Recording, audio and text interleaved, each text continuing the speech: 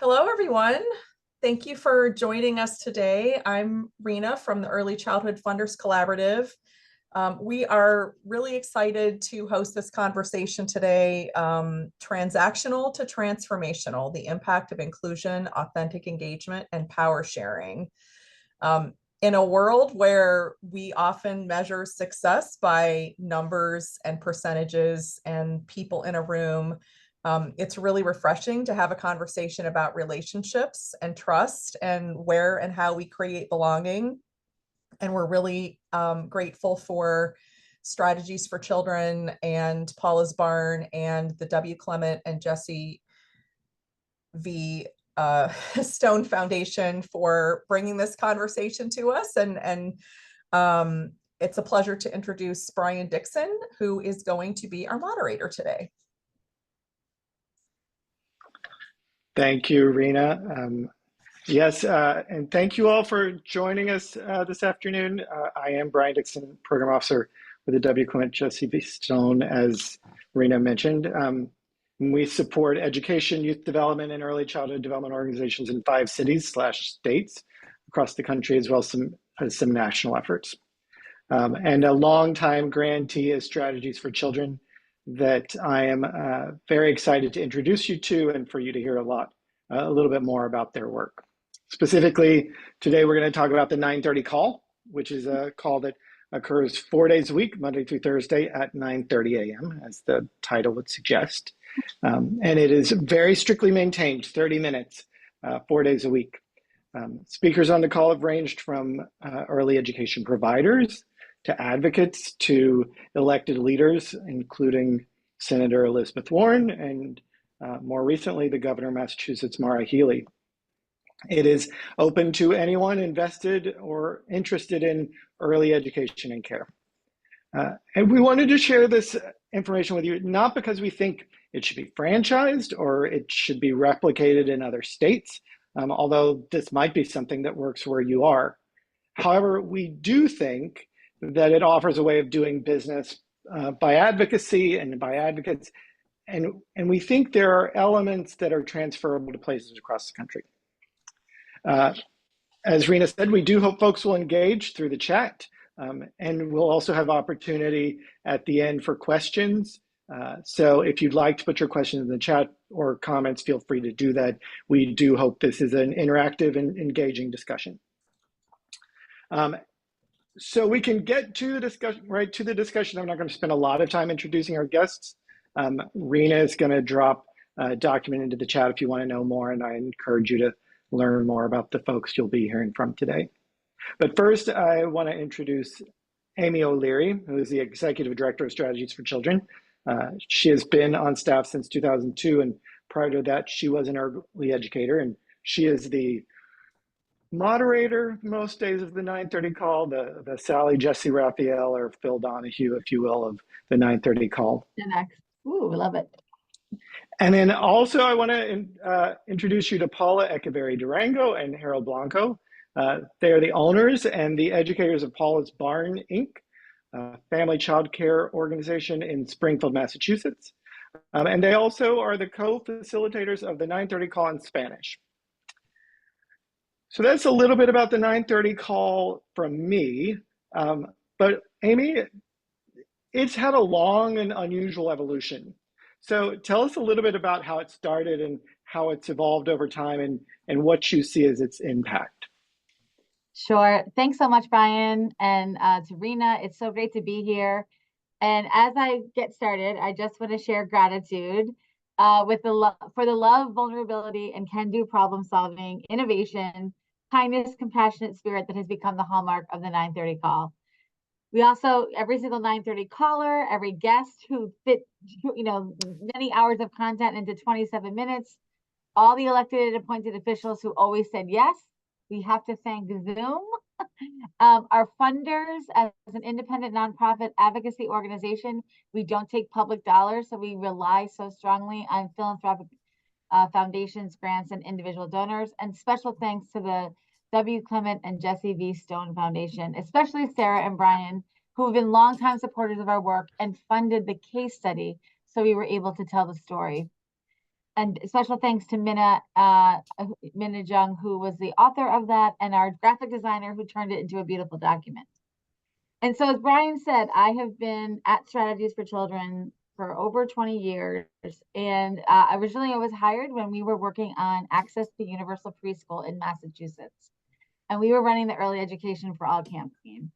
And as somebody from coming from the field, I couldn't believe all the information that people knew and kind of how you feel when you're running a program that you don't have access to that information or to the people who are making decisions. And so many of the lessons I've learned over my time here at Strategies and running these issue campaigns really helped inform what we needed to think about during COVID. And as you go back to March of 2020, there were so many changes happening. We needed answers. People were making things up as they went along. We didn't know if we should close or open. And so part of the evolution was, first, it started with a very small group of people to kind of get everybody on the same page so that everybody wasn't trying to get their own meeting with our commissioner, that we could kind of have this unified, at least space where we could talk through what we were going to do in the next day. And we kind of modeled it after, if you've ever volunteered on a campaign or issues or candidates, you kind of have a daily check-in, like what's going on, let's check in for a short period of time in the first thing in the morning, and kind of that would be the plan for the day. I'm not an early riser, so that's why it was at 9:30 a.m.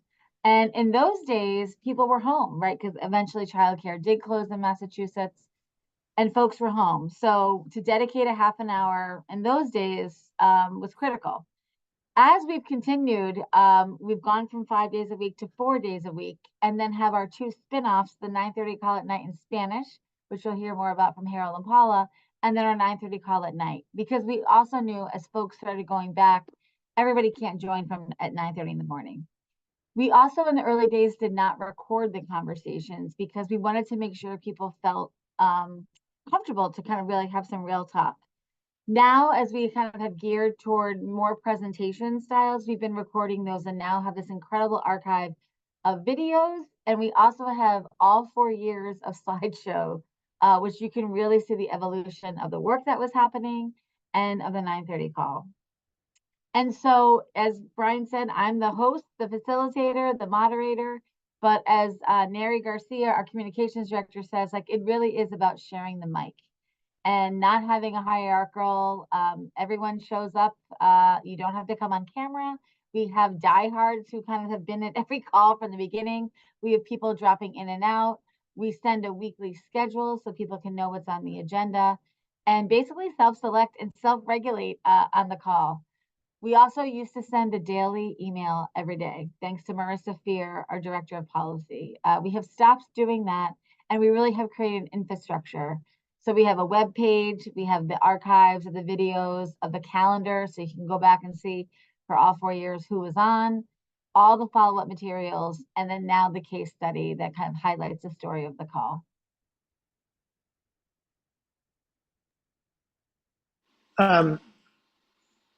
Thank you. You talked about, well, first of all, thank you for sharing that. I know the story. I've been around for those 4 years, but it's amazing that something that began in response to crisis, and we certainly, the COVID-19 virus is not behind us, right? It's still with us, but we are hopefully past a sort of crisis point. And so now, still going on 4 years later. And you talked a little bit about how it evolved, but how's it impacted your work, the processes, content, and what do you think is important for folks on this call to understand about that progress and the transformation? To say that it has changed the way that we do everything would be an understatement, and it sounds very like dramatic, but I think as an organization that has always been committed to kind of raising the voice up of people who are doing the work every day. Many of us have come from the place of doing the work every day with young children and families. You know, what the 9:30 call did, it was this equalizer, right? Everybody was a Zoom box. And so Senator Elizabeth Warren, as you mentioned, was one of our first national experts to be on the call. And we actually, and but we've since have, with Catherine Clark, Congresswoman Ayanna Pressley, and you see the governor. More importantly, we've had, not more importantly, and we've had, people be nervous because they're presenting on the 9:30 call. So all of our advocacy network participants present on the 9:30 call. All of our interns get the experience. People who have a good idea that want to kind of get feedback can come on the 9:30 call. So you don't have to be a structural leader to get a gig on the 9:30 call. We really wanted to make it a place that folks would come on and talk. The other piece that's just been incredible is the relationship building and the kind of being in the know. So state legislators, mayors, school board committee, school committee members, a secretary of education, to have them on the call. We have had people say, like, I feel like I know them. And Harold and Paula can share a story that they saw the secretary a few weeks ago. And he said, hey, I know you guys from the 9:30 call. It has become a place to be, to listen, to learn, to share, to have an opportunity. We talk a lot about the opportunity to practice public speaking, to practice, giving your pitch. I've seen kind of like nationally renowned experts be a little nervous to come on the 9:30 call. We still get 60 to 100 people a day. And I think that has been another measure for us. It's not always the same 60 people.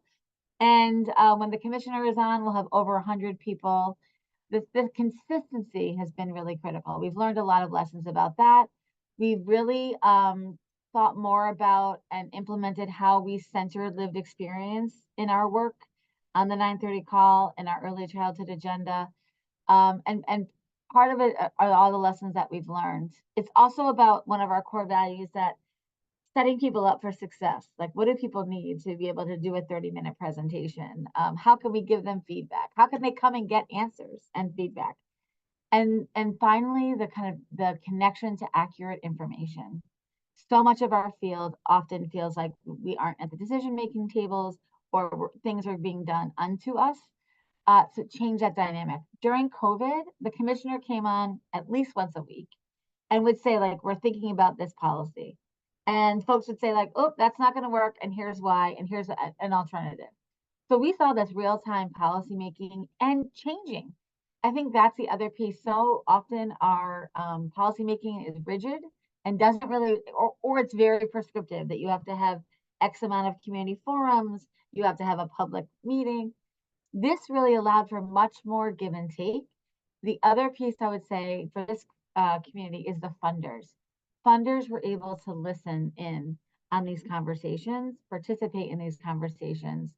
Marissa coined a phrase that we had, this unfiltered advocacy, right? Typically, when you're thinking about traditional advocacy, you polish your talking points, you practice. There wasn't time to do that. And that connection and that vulnerability and availability for what was really going on positioned funders in a very different place. They were immediately able to meet needs that they heard about on the 9:30 call. And so I think in that spirit, in Massachusetts and our kind of national funders, we have been fortunate to have people who are really interested in the policy, but that allowed folks to really think about how can we take action together. Yeah, thank you. And I'll just speak from experience that I am a better funder and better informed and better connected to the communities where we fund because of the 9:30 call and that access that we as funders don't always have the structures in place to do. I want to bring in Paula and Harold, but as you were talking, I was remembering in those early days of the pandemic, when the then governor made an announcement about testing and included K through 12, but failed to include any in 0 to 5, any in early education. And I remember the days on the call when that happened, and the ways that folks were immediately able to organize to advocate for testing. And that's not a question, it's a statement, but if you remember that, I'd love to hear a little bit on your reflection on that. Absolutely. I think they didn't call us out, and K to 12 had been closed and early ed had reopened. And we had a lot of reactions to that. And But I think as a community, we were able to get to our legislators immediately and say, I think that's the other piece, and it kind of shows up in that example. Sometimes we think of advocacy as like it's somebody else's job, or like I can't quite understand it, or like I don't want to call my legislator. The relationships that were built and continue and have been strengthened. At the flip side was the legislators' real understanding of like why this was a problem, right? We all wrote immediately and said, we need to be first. If we're serving children, families, everybody can be part of this, but we need to be prioritized. And that policy changed, right? So then we could see ourselves in the policy. And I think so often you can feel like you're powerless. Like, how do I fix this? But yes, that was a big turning point for the call. We had so many sign-on letters to state officials. People were kind of recognized and made famous on the 9:30 call, who were then invited to speak at the public hearings and testify for our state legislature. And I know that our kind of interaction with legislators changed the way they think about it, where we would hear legislators say things like, we know that you all were open within 2 months. We know other parts of education did not. They heard about one of the other policies that happened was directors were saying, I can't hire staff because the people I want to hire need childcare for their own children and they can't get it. And we now have a policy in Massachusetts where children of early educators are priorities in our financial system so that they can get the children into childcare and the educators can be in classrooms. That came directly from legislators hearing that from the 9:30 call. So I think that those examples stick out, and there's a million other kind of big and small examples to go along with that. Yeah, thank you. And that Yes. feels like a good place to bring in Harold and Paula, because Yes. they are those educators who were open during those early days. So Harold and Paula, first, thank you again for being with us. We know this is in the middle of your day when you're providing education and care for children. So thank you for making time. You now have been a part of the 9:30 call for a little while. So I'm curious, the 9:30 call has given people a seat at the table and provided experience and information. But tell us about how you found your way to the 9:30 call and what that experience has meant to the two of you. Thank you. Thank you for having us. I'm Paula Echeverry, as you guys introduced us. And the first time, as Amy told, the 9:30 call started during the pandemic. So I was working and I received the email about the 9:30 call. So I didn't answer the call in that time because it didn't fit my schedule. At 9:30, we are working during the pandemic. We never close. We were emergency providers and we have 8 children. I was working by myself.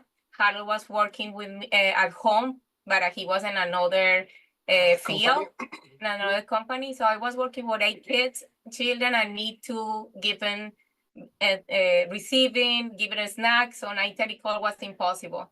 So I a little bit disappointed when later on I received an email from another colleague saying about the 9:30 call at night in English. I say, well, it's in English, it's a challenge, but it's at night, a time I kind of listen to. When I went there the first time, I was amazed. I said, wow, all this information is very important. What is not my language? But I started listening to it every month, 1 hour a night. And I understand there is many information you don't get in college. And I start adding to my schedule to be part of this 9:30 call. It's true. Then as Paula mentioned, I mean, I was working here from home, and then later on during the beginning of the shutdown and everything, I lost my job, and I started helping Paula and seeing the rewarding of working with kids right away, and especially in that situation that was so critical for everybody. Like Paula said, we were an emergency childcare, and all our parents were doctors and nurses, so they needed to be attending the real crisis that was happening, and we were helping them with their kids. And I immediately signed up and got my license to be an assistant for Paula. just to be able to help out more formally with the business. And that's when we started working to 8, and then we ended up going to 10. But every time that we listened to the one at night, because all this time we couldn't log into the one at 9:30 in the morning. It was too chaotic for us. But every time that we listened to the one at night, we're like, oh my God, yeah, this information, this other one, this needs to be broadcast, and not only in Spanish, because we know other providers that speak Spanish. They're not fluent in English, so they don't know this part of it. And we were kind of started sharing a little bit at a time. And thanks to our coach, Marcella Simpson, then we were able to become part of the advocacy network later on, years later. Yeah, we started last year in September, October. Yeah. Yeah. That's how we kind of find out about the 9:30 call and started understanding the importance of the conversation that it was happening at that time. Yeah. Thank you. I think that speaks a lot to the 9:30 call, that your experience of when you found it, but also the ability for it to create new spaces and new seats, and for the two of you to be able to say, we need this in Spanish, and for strategies to be able to share power and share controls, to sort of let you all take that on. And so in thinking about when you found your seat at this table, what's different for you now? Like, how'd you find your voice? I'm asking you to tell some stories that I've already heard, but has it created any change for you? What's different about your work that Definitely before? the empowerment and responsibility. Oh, yeah. Because I just closed my eyes and I told myself, I said, imagine how can I achieve if my voice can speak louder than my fears. There are no other colleagues. They have incredible ideas, but they are afraid. So speaking English or find for help. Yeah. So be part of the advocacy network and listen to the 9:30 call. I start thinking, and also the government has the goal to raise the bar for education in the whole country. So how we gonna help with that? Most of the 50% of the family childcare are running for immigrants. Well, they don't have this information in their native language. How we can find the help to ask you guys, you have the power, you have the resources to have this conversation in our language. So we feel powerful when we were part of the advocacy network and start asking, what you run the 9:30 call last year and in Spanish 2 times, why we don't continue with that? That's true. And we start continue with the 9:30 call, and another providers reach out, the Portuguese community are involved with us. They say, what, how do you do? What I need to talk to, can you please guide us? So that is a responsibility we just find, and we are happy to do that because we want to push more people. That's true.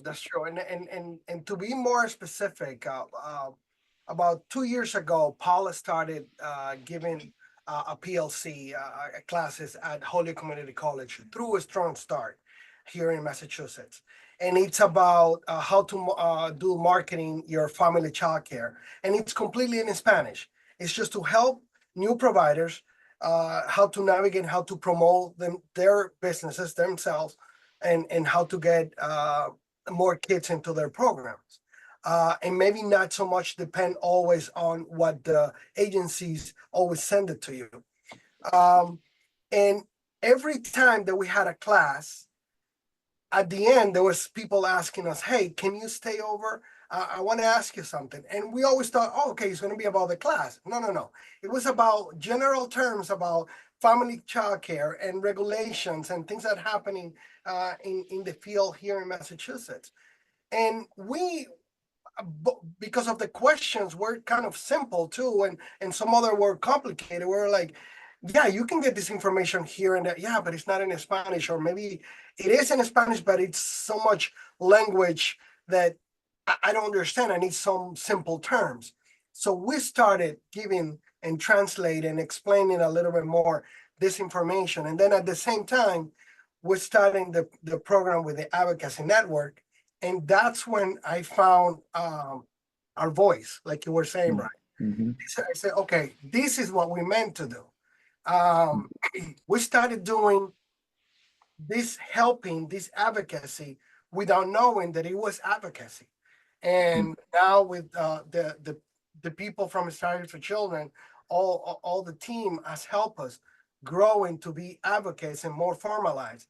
And not only we got seat on the table, we have 2 big chairs now, and we're able to speak at least once a month about these issues in the 930 call. And help Yeah. us to shape our project. Our project Yeah. was the Eco Latino. Eco Latino is a community WhatsApp. You know, the immigrants here in the United States get in contact with the families back home by The WhatsApp app. application. It's very, very common within the Latino community. So we decided to create a community there with family childcare providers in Spanish. And that's how we communicate and translate and get the information to them, and had great conversations with them through this community about the issues that we see at the 930 call every day and at large. And many people say, what is the difference between information and Facebook, Instagram? The difference in WhatsApp is a communication. The provider has the phone there, and also a voice recording is available. Yeah. So you have the information right away in case they need advice right away. So Yeah. we're trying to do that and help them. Thank you. I want you to tell, I have questions in chat I'm going to get to, but I want to ask Paul and Harold to tell one more story about, you were recently at a community event, right? Do you know the story that, and you ran into someone, and tell that, do you know what I'm talking about? Tell that story. Yes, of course. Because being involved in all this and trying to be aware and trying to have our voice heard, we participated at the task force meeting here in Springfield. So the task force for higher education from Governor Haley, it's going like from different towns and cities around Massachusetts. And we're fortunate to have one here in Springfield.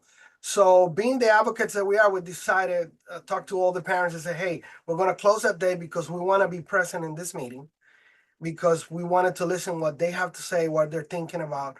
And so we went there. The Secretary Twiler, Patrick Twiler was there, and he was leading the meeting. And we're, oh, okay, great, the secretary is here. And we remember that probably like 2.5 months before that, we were in a Zoom call with him, with the Advocacy Network team and the other colleagues, probably about 12 to 15 people in this Zoom call. So I was telling Paul, hopefully he will remember us, or at least we can tell him, hey, we were with you in this meeting. I don't know if you remember us. We're part of the Advocacy Network from Strategy for Children. So when we get there to STCC, Springfield Technical Community College, we went to the forum place. And like everywhere you go in a meeting, there is at least a paper, like you sign your name. Like a sign-up sheet, right? I didn't read anything, and I saw the list empty. I said, okay, I'm gonna be the first one. And we saw the room, there were 50 people. Oh, okay, maybe it's a new brand page. So we signed the names, and I was the first one, and we sit. And then I signed this as a second, and then that was the list of the people that are going to be asking questions to the panel. You didn't read that. Okay, this is a little bit. Now we're like shaking. Okay, hold on. We know what we want to ask. We know this field. We are prepared. We've been prepared. We've been talking about this all this time. So when we took the mic, the first thing the Secretary Pat Twiler said, "Oh, I know the two of you from the 930, from the Advocacy Network and the 930 call." We were like, "Oh my God, this is great!" Imagine this is the Secretary of Education of the state pointing out at 2 individuals that are family child care providers. A tiny thing in Springfield, Massachusetts. I mean, he sees thousands of people in this kind of meetings, Every day. and pointing and single out us. That tell us that our seat at the table is being, people are hearing us and are remembering us, and it was really satisfying that he was able to remember us and connect and engage with us right away. Yeah, thank you. I also think what's really important is you were prepared to seize opportunities as they presented themselves. And I think that comes from who you are, but also the work you all have done in the advocacy network. Yeah, that's true. It has happened many times with being prepared, because you never know when you're gonna run out to somebody important or somebody you wanted to speak with and raise your issues, like a politician or a government person or something like that, or some other family childcare providers. Being ready for and understanding your issues and be passionate about, it's the key. I mean, we all know, I mean, lucky is just the intersection of the opportunity and be prepared. And back in February, we were at this event of the Dominican Republic community here in Springfield, and we saw State Representative Carlos Gonzalez there. And I'm like, I told Paula, like, And hey, Adam Gomez. and Adam Gomez too, and I say, hey, this is the time to go and talk to them, because they're here, relax, just great with the community and everything. Let's go and talk to them. And we went and talked to them. We told them, hey, we're part of this Strategy for Children, the Advocacy Network. We are a family childcare providers. We do this and that. And for that 10-minute conversation, we ended up eating lunch together. And You think about those people are untouchable. Oh, you can approach easily. Yeah.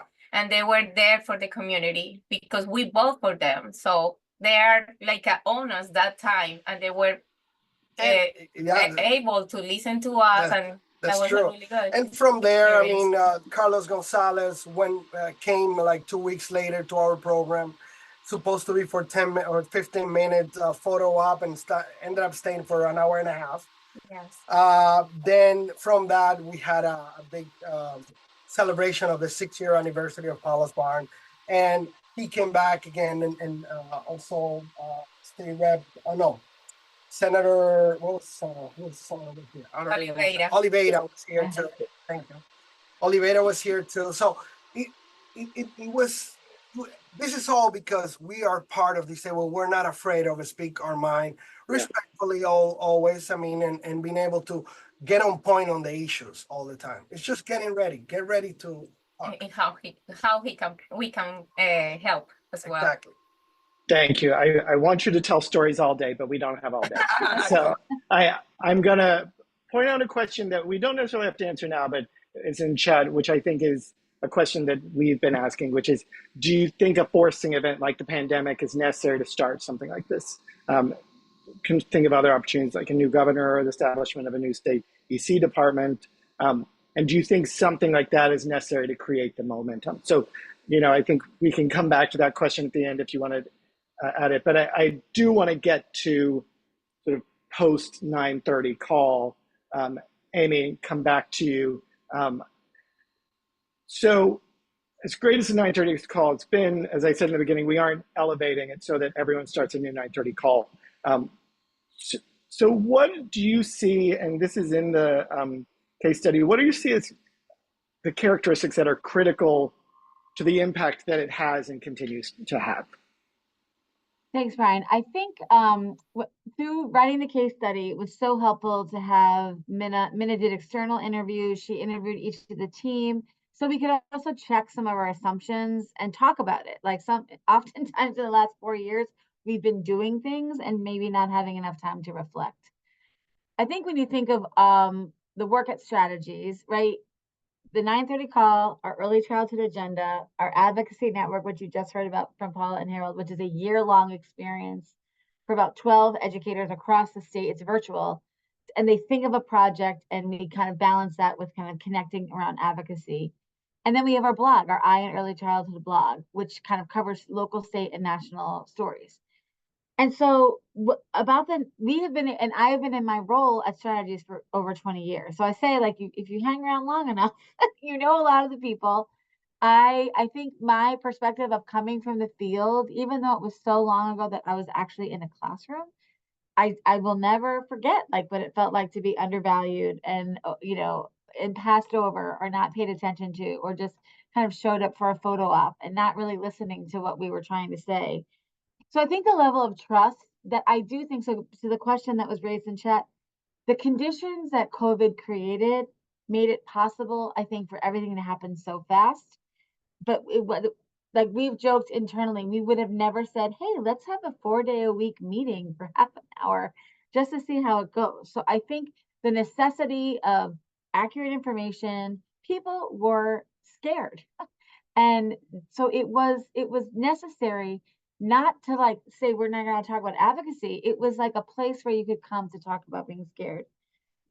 The equity that the kind of leveling of the playing fields, I don't think you need any like impetus to do that. You do need a commitment to do it. It's very common, right? When we plan events, we have a panel of experts that often aren't the people doing the work every day.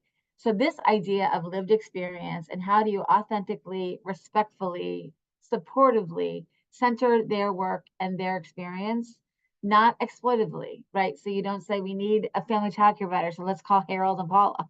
It's like Harold and Paula, join with us so we can co-create.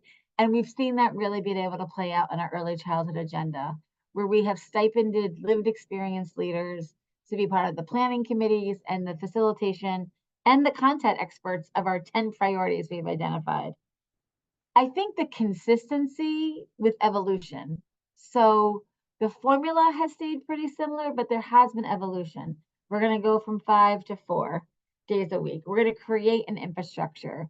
We're going to record meetings because now we know people aren't just home sitting and able to join us. We're going to think carefully about the 9:30 call at night in Spanish, which was Paula and Harold's idea.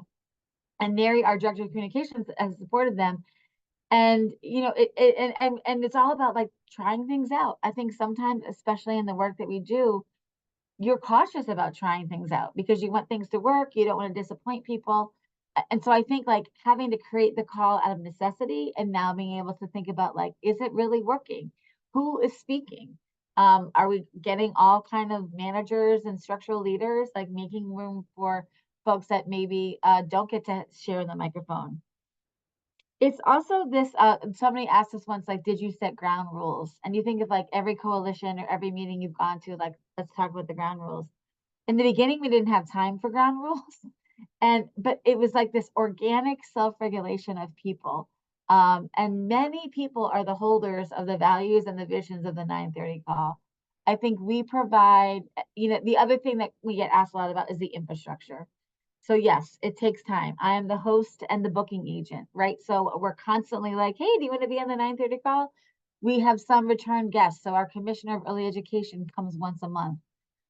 We get our governor on. There were 443 people on the call that day. I couldn't find her in the Zoom. And people respond, by the way they show up. So we've said as long as people continue to show up, it's also really allowed us to be responsive. Instead of saying like, ooh, we heard this is bubbling up, let's plan a meeting in 2 weeks. Let's make sure we check all the boxes. We've been able to say like, we're gonna talk about this on the call, and so if things are brewing, as independent advocates, we feel a responsibility, Paula, I love that word that you brought in. We also want to be a critical friend of the state. So we want to provide a space. We don't work for the state. We're not the government.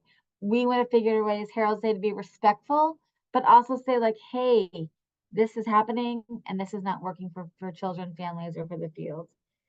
And then we want to create this sense of community, which when we worked on our early childhood agenda, our dear consultant, Mo Barboza, said, can you create community on Zoom?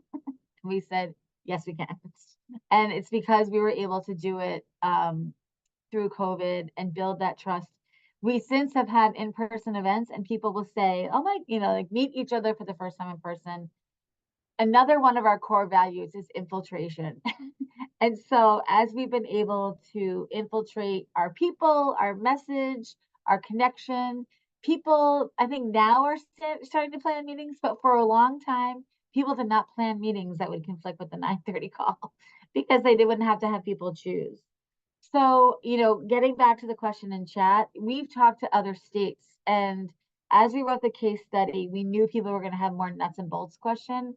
So we are developing a blueprint to kind of go behind the scenes, like what does it take? Because every people will say like, oh my God, it must be so much work. And we used to say, it's not. There is some work, right? Booking people, but we have a calendar on Excel spreadsheet. We have language. We're constantly checking to see what dates are available. And it really, I think the infrastructure that we've created so that we can catalog and kind of keep track of all the resources has been helpful.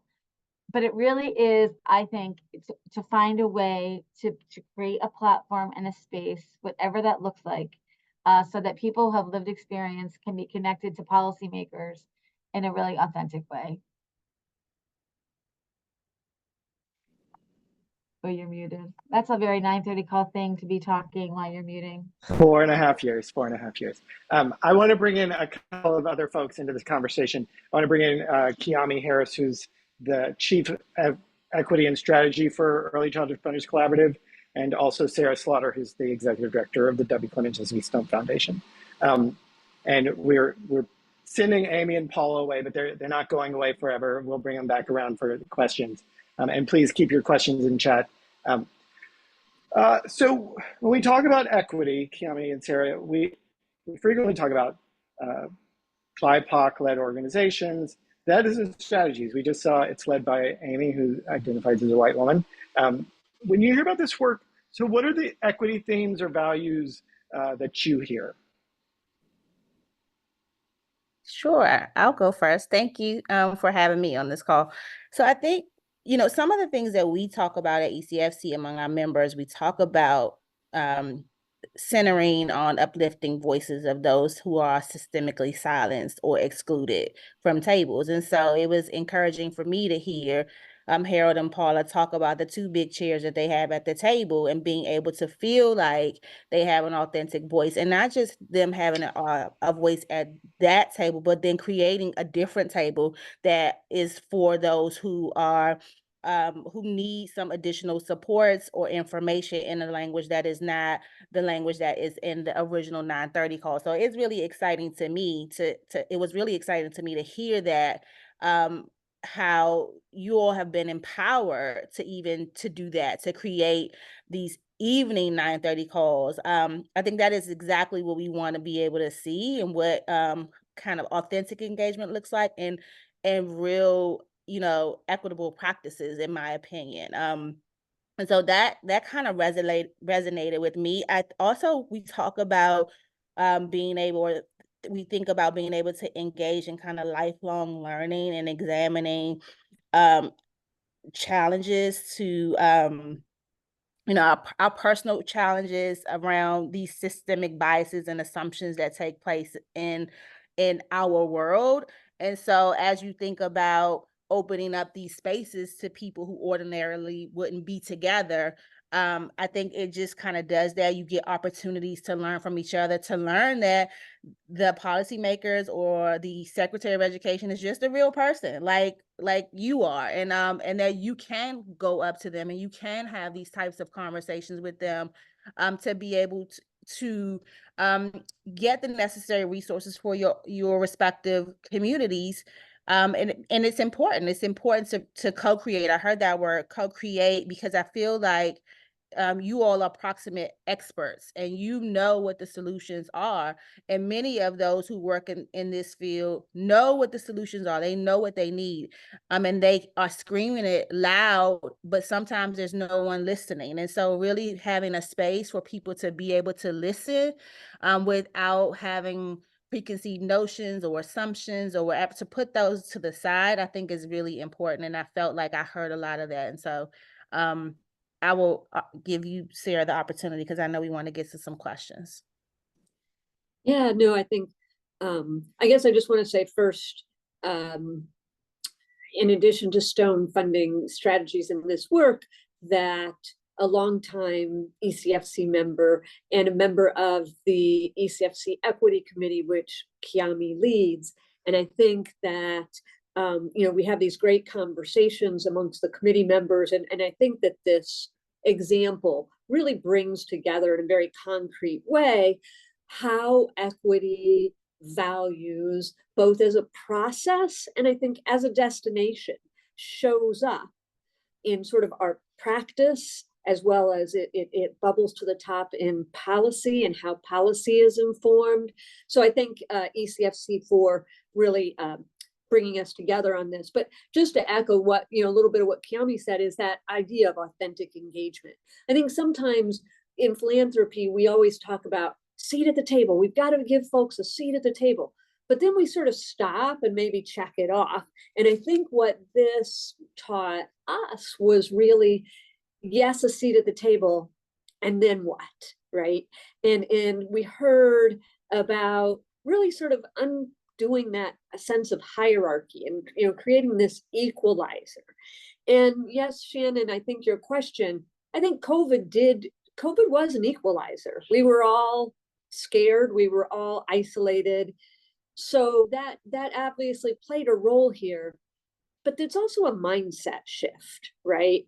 That, no one's always an expert. You're an expert sometimes, and you're a student and a learner sometimes. And I think that's, when I hear Amy and Harold and Paula, that rich learning and exchange, and everybody is an expert in something when they come to the table, and how people on the 930 will call were set up for success. They were provided information and they were provided access, and they felt confident, as you said, Kiami, to go up and talk to folks. And these are just ordinary folks, not somebody on a pedestal. And again, that idea of trust, right? And it reminds me of that idea of progress moves at the speed of trust. And trust is a two-way street, not just a one-way street. You have to trust, and you have to establish yourself as someone who can be trusted. So lots of great equity themes here. Yeah, thank you. Quickly, because we do want to move on to questions. But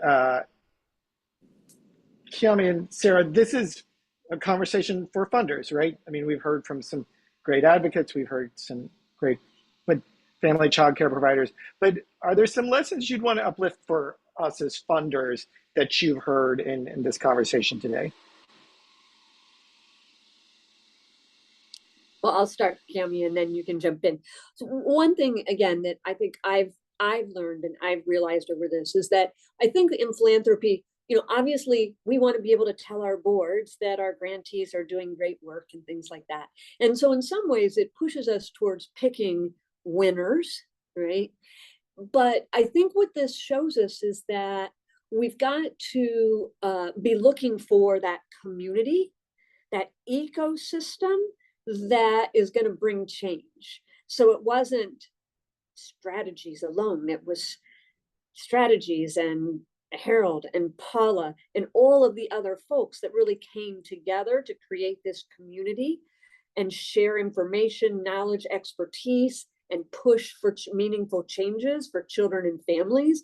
So I guess my lesson is, how do we create or locate, support, value communities, not just one organization, and how do we also value that not every conversation or meeting ends with some specific result, that being in community together matters. Equity it's a journey as well as a destination, and being together in that respectful space matters. So one of the things that I think that comes up for me is just about sharing power and ceding power and being able to create space for the voices of those in communities, your grantees, or even those who aren't your grantees. I think bringing people along, because many in philanthropy have social capital and can bring additional voices with them. And so I think doing that is important. I think really committing to building trust. Trust goes both ways. A lot of times we think, oh, I as a grant maker have to trust my the grantees that I'm giving grants to, or that I'm bringing to tables, but they have to trust you too. I feel like that's important. It's a two-way street. So I think Yeah. shifting the mindset that, you definitely, I mean, as funders, definitely hold a lot of power, but it's important to seed it and it's important to share it, because I think that helps to get the results that we want to see. We want to see change, and we're not going to be able to see the change if we feel like as funders we have all the answers, because we're not proximate to communities. And I feel like those who are doing this work, again, as I said earlier, they have the solutions. They know what they need. Thank you. So I do want to open it up for questions. We have a few minutes for questions. Feel free to either come off mute or put your question in the chat. Any questions about sort of the 930 call or the work strategies, or any other funding related questions that our experts here might have some answers to?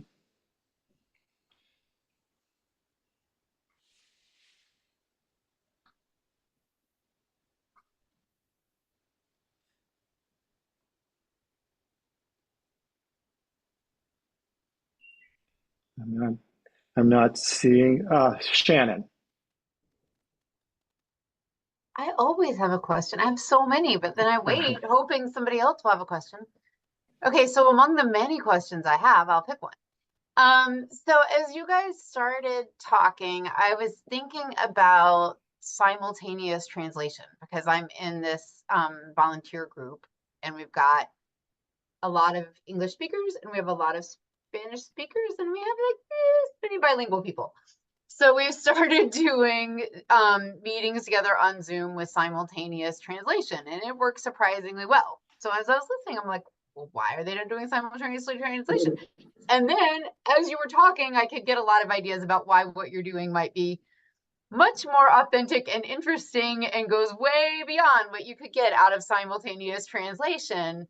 But I'm wondering about like the balance and pros and cons of that, right? Like, so are the Spanish speakers getting access to the Secretary of Education directly in their language? Like, how are you balancing out both that like direct access and the number of public officials that are coming 4 days a week, and the awesomeness of having like an authentic community being built at the nighttime Spanish calls, and then other languages too that people might, so.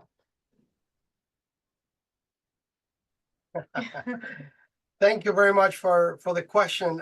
And it's a great question, because recently we started doing a takeover of the 9:30 call in the morning. yes. Isn't always in English, and we had the help of the Access Linguistics, Excel Linguistics doing the translation. Yep. So that was an experience for the English speakers. Listen that conversation in Spanish, and they had to listen to translate in English. So we wanted for everybody to experience what loss in translation could be too, and what you might be perfectly understanding in your own language when you're listening into as a translation. You know, what does it mean? What can you really understand, and what can you lose? Even the services, Excel Linguistics are really good. Sometimes words meaning different, depends on the context. Yeah. So what is the whole meaning, the 100% of conversation, how much you get from that? And that's why I believe the 9:30 call in Spanish at night, it's more important, because we not only do it in our own language, but we do it in a way that everybody can understand. As you know, we all speak Spanish, but there's many different versions of the Spanish. Spanish in Latin America. So we have the time, we can get the time in a call to say, okay, here in Dominican Republic, we call it this way, but and maybe in Colombia, we call it this other way, or Mexicans call it this other way. In a way to explain to people what is it that issue we're talking about. And it's not only just saying it in your language, it's being able to explain it in your language and you understand it. So that I think it works better than just doing the translation. And of course, we only pick, we take the most important topics and we bring it to the 9:30 call in Spanish at night, and also the 9:30 call in English at night, because it's only once a month. So, you know, and the 9:30 call and regular, it's 4 days a week. So yeah. And there's a question in chat. Amy, I know you're gonna jump in. Actually, there's a couple of questions now, but I think this gets to access, because it's one thing to provide the venue for access. It's another to provide access to those same elected officials who are calling in at 9:30 in the morning. And I will just point out that 9:30 at night is not actually held at 9:30 every night. It's held at a reasonable time in the evening, but but the question in chat, the first question in chat is wondering how cross-sectional participation on the calls have been. Does it include EC programming leaders, or does it also include classroom educators? And I think Paula and Harold alluded to this a little earlier. Around 9:30 in the morning is hard to get to if you're feeding children and doing check-in. So I think that's a good question to offer some reflection on. Yeah, I think that I put in the chat, we've been using an Elevating Voices continuum, so that ones have a child under 8 or work every day with children and families. 2s sometimes work with children and families, and 3s don't have work every day with children and families, but have a vested interest. And when we did our work in the early childhood agenda, everybody renamed themselves as a 1, 2, or 3, and we made room for the ones to talk first. And so sometimes when people log on in the morning or in the evening, you'll see their numbers are kind of left there. And so I think there are certainly times, like when the commissioner comes, we see a lot more people coming and kind of making a priority for that. I do think there was a question about shifting careers. I think there have been, like, a whole world has opened up of like what could be, you know, like they're just getting exposure. And again, like kind of logistics wise, we send out this weekly email about like, here's what's happening Monday through Thursday in the morning, here's what's happening at night. And so I think we've just seen this kind of like growth of like what could be.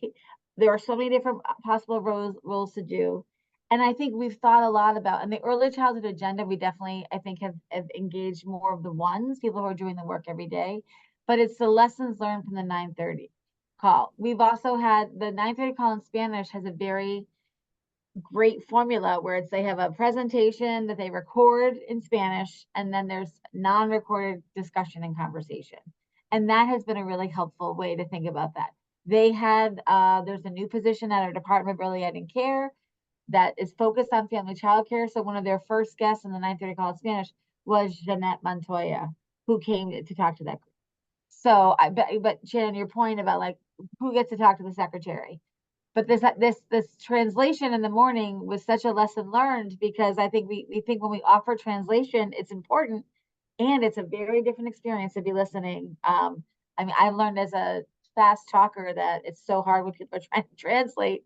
So when you're listening, and even when we do the 9:30 call at night in Spanish, I go, but I don't talk, right? Because it starts in Spanish, it's not translated. And so I think all this equity, who has access, I think we've thought a lot about it, and what does it look like to meet people where they are, what they need to understand.